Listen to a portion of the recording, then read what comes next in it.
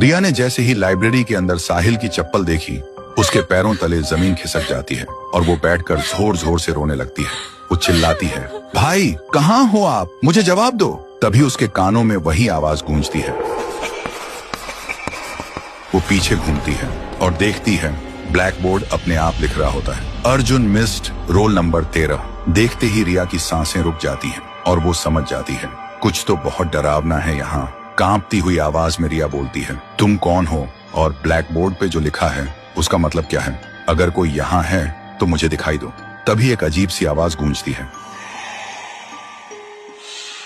और एक परछाई दिखाई देती है। एक लड़का स्कूल यूनिफॉर्म में, उसकी आंखों में सिर्फ दर्द। वो कहता है, सब मुझे भूल गए। रिया पूछती है, तुम कौन हो और चाहते क्या हो? परछाई बोलती है, मैं हूँ अर्जुन, मिस्ड रोल नंबर 13। आज से 5 साल पहले की बात है। मैं बचपन से अनाथ था।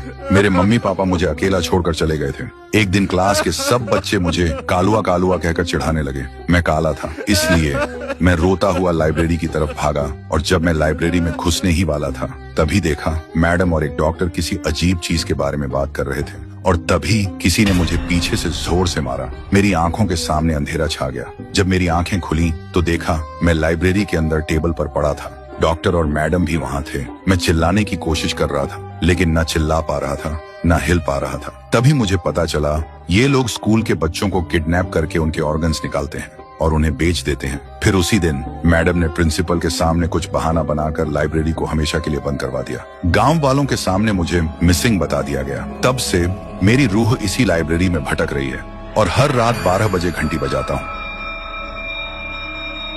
बस इस उम्मीद में कि कोई आए, मेरी कहानी सुने और मुझे इंसाफ दिलाए। रिया की आंखों में आंसू आ जाते हैं। वो बोलती है, मैं तुम्हारा दर्द समझ सकती हूँ, लेकिन मेरे भाई ने क्या किया था? उसे क्यों गायब कर दिया? वो कहाँ है? अर्जुन बोलता है, तुम्हारा भाई बिल्कुल ठीक है।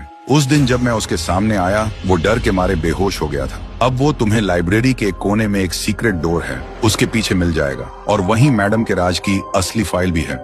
अगली सुबह रिया और साहिल गांव के लोगों के सामने आते हैं। साहिल को जिंदा देखकर सब लोग हैरान हो जाते हैं। रिया वो फाइल सबके सामने रखती है जिसमें मैडम का हर काला सच साफ साफ लिखा था। कुछ देर बाद पुलिस आती है और जो भी लोग इस राज के पीछे थे सबको गिरफ्तार कर लेती है और अर्जुन, उसे अब इंसाफ मिल चुका होता है। उसकी रूह धुआं की तरह हवा में गुम हो जाती है।